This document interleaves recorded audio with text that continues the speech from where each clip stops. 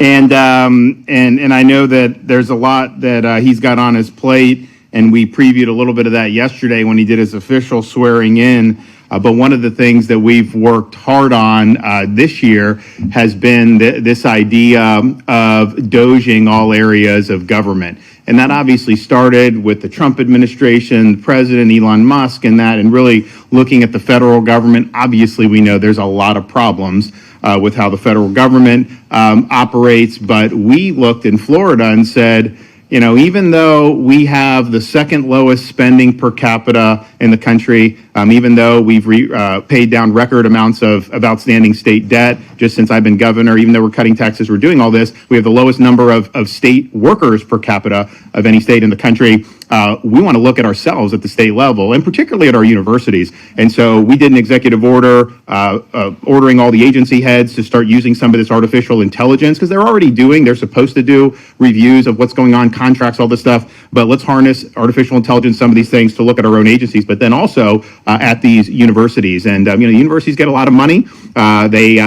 I think there was a view of universities that somehow they're entitled to just do what they want. And I've said, no, actually the taxpayers fund your universities. And so you got to pursue a mission that's consistent with the goals of the state of Florida. And so we've done things like eliminate DE&I. We've done things that are trying to focus the universities on their core mission. So there's mission creep there. And then we're going through all that. But then we also said, we need to look at state and local governments. Now, I didn't have authority per se to just demand everything. I do have some constitutional authority that we exercise, but we also work with the legislature to get some concrete DOGE authority for the state of Florida vis-a-vis state and local governmental entities. And then the chief financial officer has longstanding authority to conduct oversight and audits of government institutions that receive state funding, which is almost basically every institution in Florida receives some form of state funding. So we are pleased to really get the ground running now. I mean, the budget was signed at the end of June, took effect July 1st. We've been doing some planning on this. Obviously, Blaze I put Blaze in to be the CFO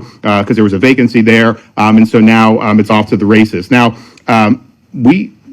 I think there's problems in local governments. Some local governments have done a good job. I mean, I think we have a big, diverse state, and it's not necessarily like this part of the state is all bad, this part of the state's all good. It's really a mix. And I've had a lot of complaints from folks down here in South Florida vis-a-vis some of the governments, but we've also had complaints in Northwest Florida and in other parts. And so it's important to just put all this in perspective. But I will say this, if you look at the state of Florida, if you go back 15 years, the average Floridian was $1,200 per, if you took the state debt, you would be about $1,200 that you would owe as a Floridian. We've now driven that down to under $500 per Floridian. So the total state debt of all of Florida's history, if they somehow just said, you got to write a check, we got to pay it off tomorrow, you'd pay somewhere around $400. Now, if they told you from the federal government, and they told you you had to write a check for your share of the federal debt as an American citizen, you'd have to write a check for like $106,000. And so it's way different. Our debt is declining. The budget I signed, and I did about $600 million in line item vetoes to get it in line with my proposed spending levels from my governor's recs. But we spent less last fiscal year than the year before, and we're spending less this fiscal year than we did in the fiscal year that just elapsed at the end of June. There's not a lot of states that can say that they're actually doing that. Obviously, the federal government hasn't cut spending. So we're in a good position as a state, but we always want to do better. So we've started with state, and we're going to continue to do that. But we also now have the ability to bring this into the state and local level. And so I did do an executive order with the authority that we had. There were some things that people had to do. There was some stuff before the legislature acted that was more voluntary. Some local governments took us up on that offer. Other local governments did not take us up on that offer, as you might imagine. And so there was a disagreement among some. You had some commissions would vote, and it'd be a divided vote, and sometimes they would comply, sometimes they wouldn't. My view would be you should be proud of what you're doing and proud of your budgeting and your spending, that you should welcome this stuff to be able to trumpet that to your constituency. But that wasn't true for everybody. And so we are here today with our new CFO, Blaze Ngolia, that we are going to start doing on-site DOGE inspections and audits of local and county and municipal governments. So beginning on July 31st, Our teams are composed of auditors and other skilled staff that are drawn from various state agencies. They will be using the authority that I mentioned to conduct reviews of the data systems, physical premises, and personnel of counties and cities that have thus far refused to cooperate with us to identify and report on any excessive spending patterns. And we'll be doing this through our new authority, as I mentioned, which includes granting access to spending records, and we'll be starting with those jurisdictions which have received a lot of complaints for their spending practices. And so we're here in Broward County, and I think most people know there's some criticism of how the county government has operated. And I think over the last 5 years, taxpayers here in Broward have watched their county government has increased property tax burdens by the tune of $450 million in addition to ad valorem collections. So that's an increase of close to 50% just since 2020. But yet, the population of Broward has barely grown at all, less than 5% net since 2020. So why is the tax going up almost 50% while the population is going up less than 5%? You know, there are things that as population grows, we've seen this in the state of Florida, more people pay sales tax, you end up having higher receipts, but that's because of economic growth and more population. You haven't seen the population increase here. Now, Broward has also spent a lot of money on kind of pet causes, whether it's DE&I,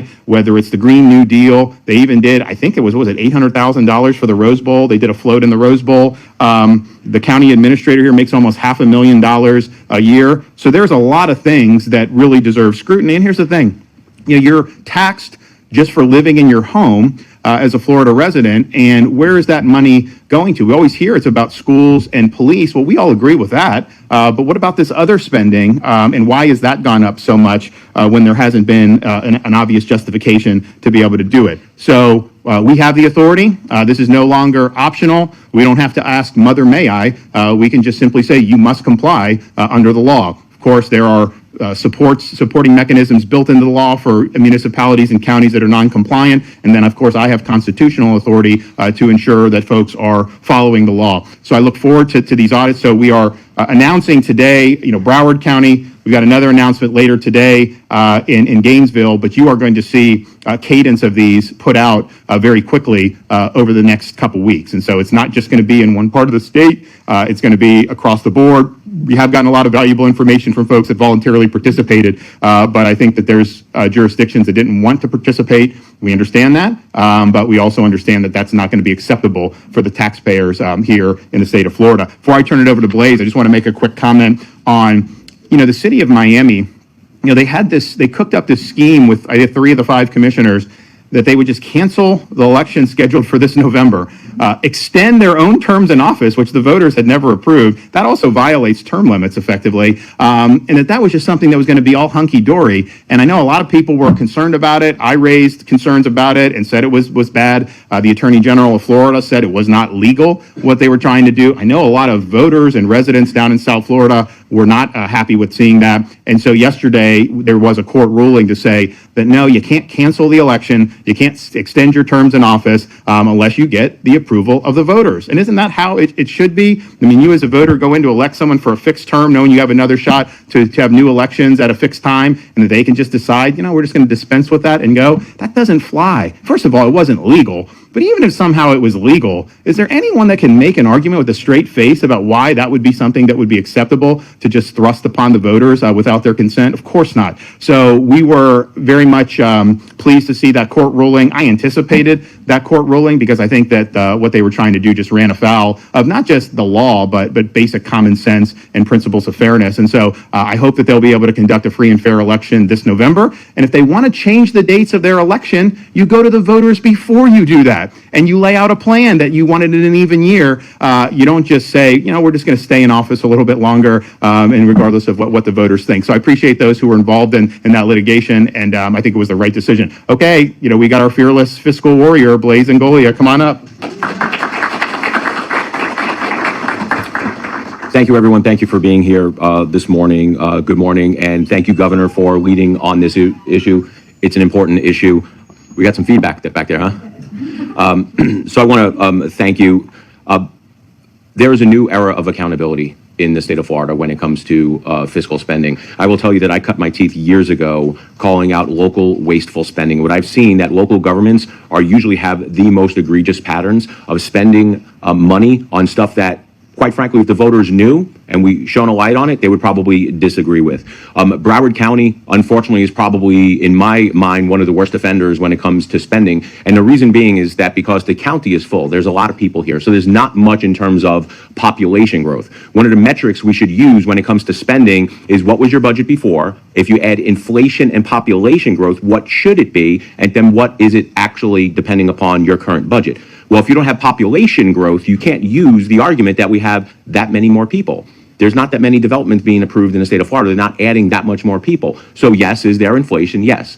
But the amount of money that is being asked of the taxpayers in the state of in Broward on behalf of their local government is far outstripping, in my opinion, the residents and the taxpayers' willingness and ability to pay. They're putting a crunch. One of the big issues that I am pushing for is affordability in housing, insurance and taxes. Taxes are one of the things that we can handle. So if we can get government to reduce spending, right size their spending by getting rid of waste, fraud, and abuse, and quite frankly, the things that you probably wouldn't approve of, then we start off with a lower base number. Broward is taken in with very little population growth, I think an extra $500 million worth of property tax revenues.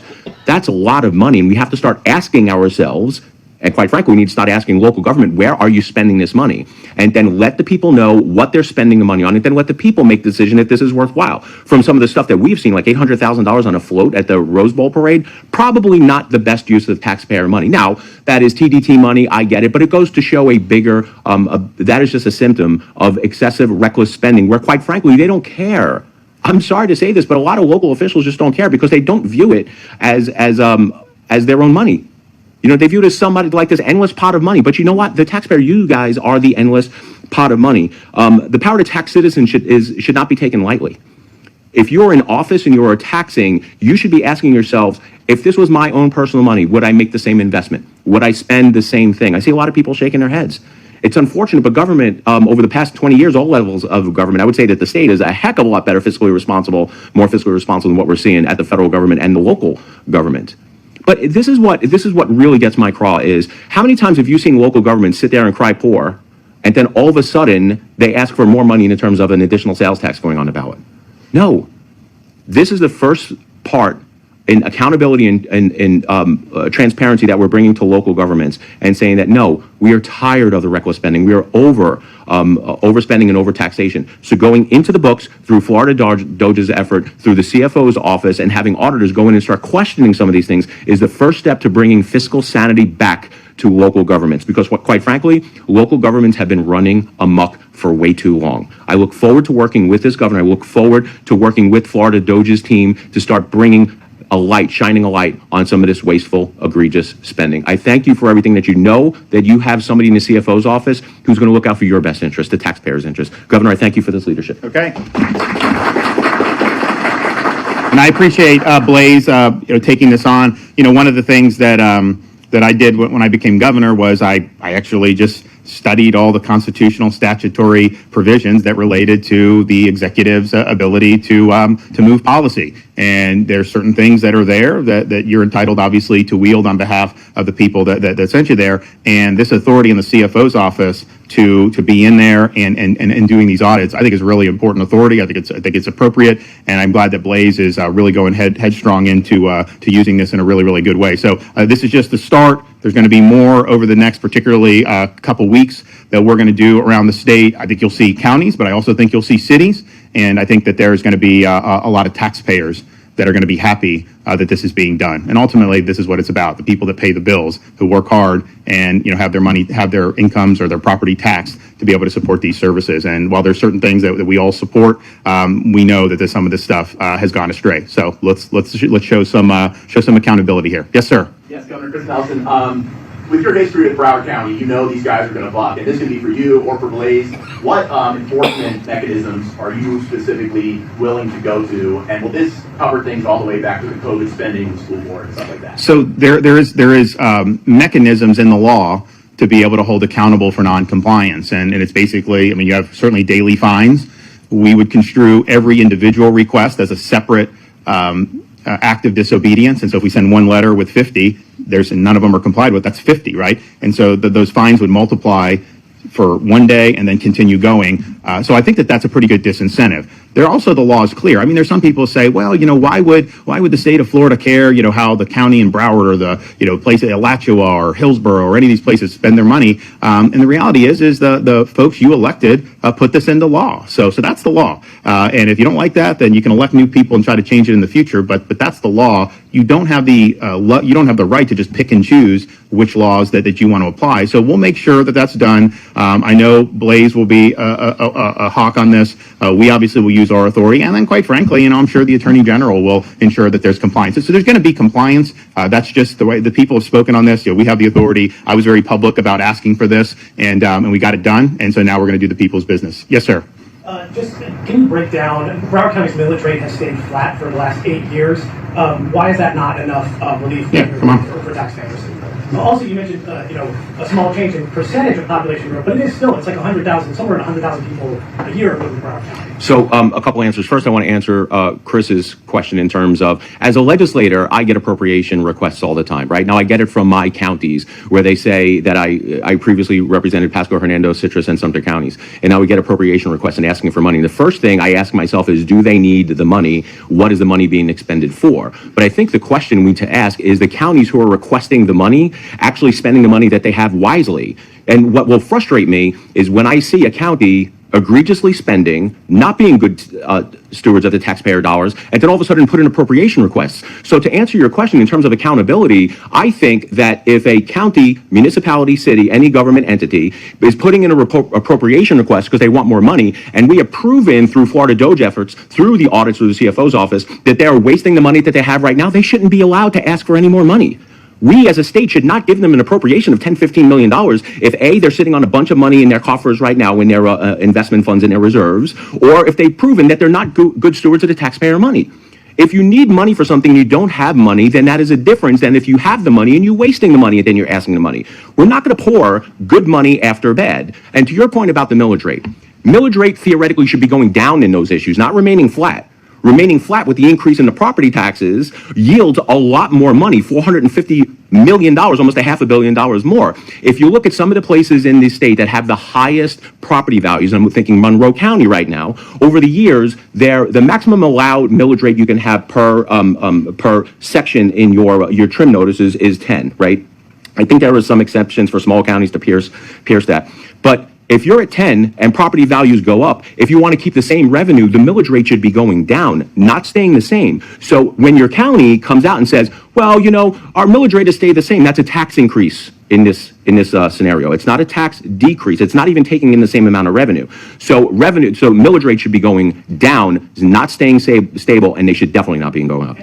Well, but I think the issue, it's an unrealized gain property. That's the problem. That's why it's unjust, quite frankly, to have a homeowner who's working hard, doing all this, and you're still having to pony up money, basically paying rent just to be on your property to the government. That's not true homeownership, and so it's an unrealized gain. That's why they're taxing it. So yes, if the tax rate was the same and you were only taxing realized gains, then you could have a point. But it's an unrealized gain. So people's values are going up, partially because housing's gone up across the country, but even more so in Florida because there's been demand to come here. And so people are paying more. Even homesteaded properties are paying more. And then, heaven forbid, you have a young family, you grow out of a house, you want to buy, then you're at a much higher cost basis right there, and you're paying a lot more. So they're taxing unrealized gains. And so if you're taxing unrealized gains, to say you're keeping the millage rate the same, you're taxing higher values. People are having to pay more, but they've never sold the home at that point. This is just paper value. And it's interesting, how often are they aggressive to assess your property value lower? No, that's not what they do. Yes. In regards to the City of Miami ruling yesterday, would you like to personally see those elected officials held accountable? And then secondly, when can we expect Lieutenant Governor announcement? Jay Collins, perhaps? So I told people I would deal with these appointments after the legislative session. Obviously went till the end of June. So we were able to do the CFO. So the LG we're working on, I just got to vet people, right? And there's different folks that want it or this. And so it'll be soon, but it's not necessarily going to be, today or tomorrow. Now, look, on the City of Miami, some people ask me, could you remove the commissioners?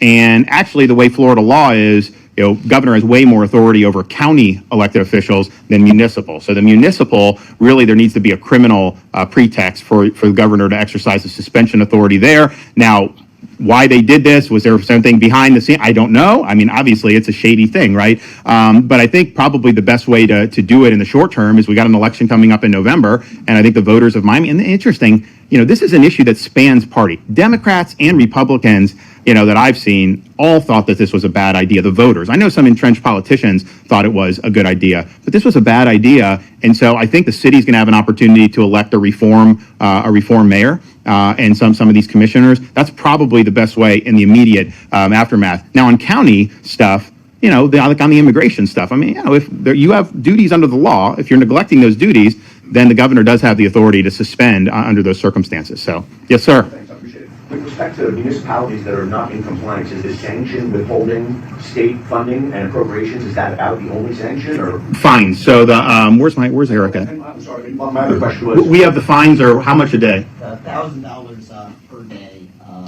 For each line item. So, so for example, if we send a letter to a city and say, provide us information on these 100 things, and they don't do it, then each individual item would be a daily fine of $1,000. So that'd be 100,000 a day for 100 items, and that obviously multiplies very quickly. Yes, the appropriations process, I think it's a separate one. I think Blaze makes a great point. His authority obviously is triggered by the receipt of state funds. And so if you have a county that doesn't receive any state funds, which I don't think any county in Florida receives no state funds, then you would be immune from the CFO's oversight. So I think there's going to be both. And then I think clearly if it came to something where you just had a neglect of obvious duties in some of these positions, to the extent governor's constitutional authority is implicated, you would have the ability to do that. So I'm confident that the enforcement is going to be adequate. And here's the thing, people say, fine, just comply, we'll do it. I would love for some of the areas where people have told us, hey, you got to audit here. I would love for those to come back passing with flying colors. I mean, that'd be good for taxpayers if that happened. You said both needing appropriate state funding and the fine. Right, exactly. Yeah, I think so. One quick question on alligator opportunity. Sure. Lawyers are not able to see their clients out there. We've been being a lawyer yourself and a JAG lawyer. Well, I first of all, I don't know. Here's what I think is happening. You have some of these, a lot of these are criminal aliens, and they will make claims, and then the media is kind of running with it. I know that the DHS anticipated that there would be legal involvement. And I know they even have a place where people can read books about this stuff. So that was all being contemplated. Now, I haven't been down there since the president was there. I may go back down very soon. But it's odd that they're going in there. I mean, you have these representatives. I mean, first of all, they're just trying to get some notoriety. So they're making these claims, and they're saying, they're not fed well. Well, first of all, they're fed the same that the staff is fed. You go to and it's not a prison, it's a deportation processing center, so it is different. But in Florida prisons, do you think the prisoners get the same meals as the guards? No, of course not. It's different. Everyone's the same there, and they were mad that the ham sandwiches weren't toasted. Excuse me? I mean, give me a break. So DHS, required there to be certain things. I know that the legal was a part of that.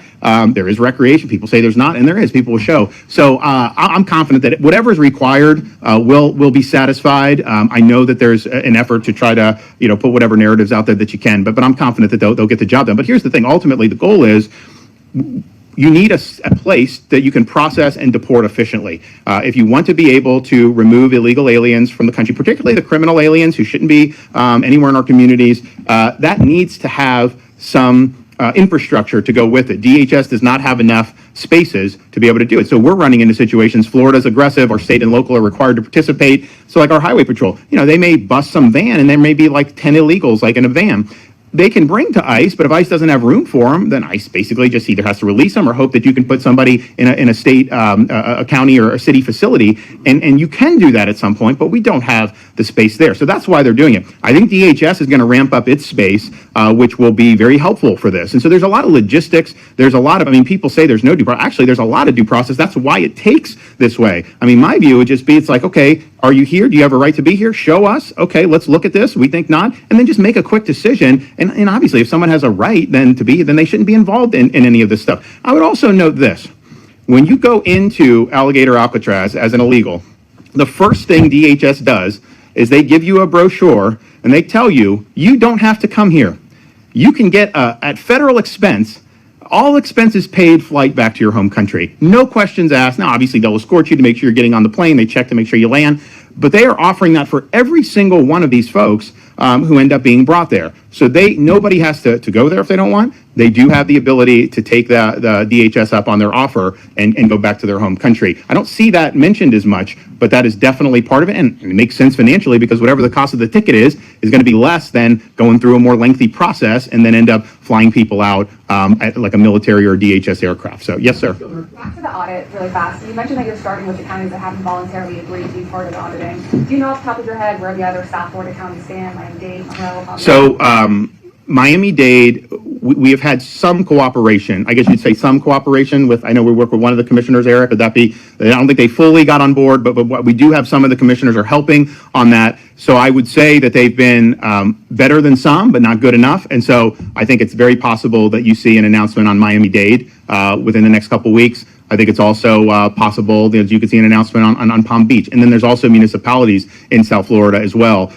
We're going to do another announcement later today, and then through the balance of this week and next, there'll be more that are going to be doing. But I think it's going to be certainly going to be probably 10 to 15 counties, municipalities split that are going to get the on-site DOJ inspections. Has Broward completely been not cooperative? How would you characterize? Well, so it's interesting. I guess they did submit something late yesterday, correct? They responded to our most recent information request. They have not passed a resolution announcing that they are a cooperating jurisdiction or a resolution of support for the DOJ effort as over 75 other jurisdictions across the state. So Eric Soskin is our DOJ head for the state governor's office, and so he's doing. So yeah, they haven't done the compliance that we obviously hope for. They did submit an answer, I think, close of business yesterday on that, and we had already decided that this was going to be something that we were going to do going forward. So. You mentioned there's a lot of complaints into how Broward County is spending. Do you know who those complaints are from? How many? Taxpayers, yeah. I mean, I think taxpayers, when we started announcing DOJ, we got a lot of incoming on, handful. I mean, I'd say Broward was one people talked about. I'd say Gainesville and Alachua were big. I would say Hillsborough. I would say Manatee.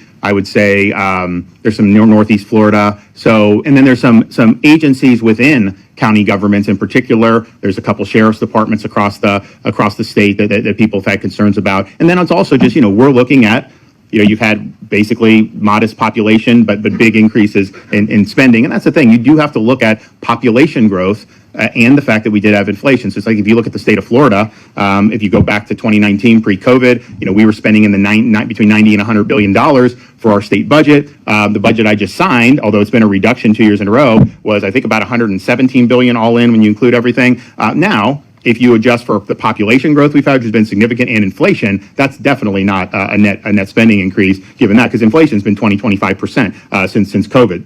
In our population, we went from, when I got elected governor, I think we were 21.5 million. We're close to 23.5 million now. I mean, so we've had a net increase in population of 1.5 to 2 million residents. And so when you account for that, and how does that matter? It's like, so with roads, I've had to put more money into roads and do that to accelerate because, we have growth and you have traffic problems. It's harder in South Florida because so much is built out. Most of the other parts of the state, you have an ability to do some things, widen lanes, do things that will relieve. So if you look at like what we've done on I-4, the I-4 project in Orlando until about you get to Disney, that's made a big difference. Now we've done a temporary lane from Disney into Polk County. That's increased the flow dramatically. That's going to be a permanent fix. We're going to have lane exposure. So like we have to do those things. We have to build new schools, right? When the population warrants it and you have too many in one, you gotta do that. So those are things that just kind of happen. But I think what the state of Florida has done a good job of doing is not saddling taxpayers with recurring ballooning expenses.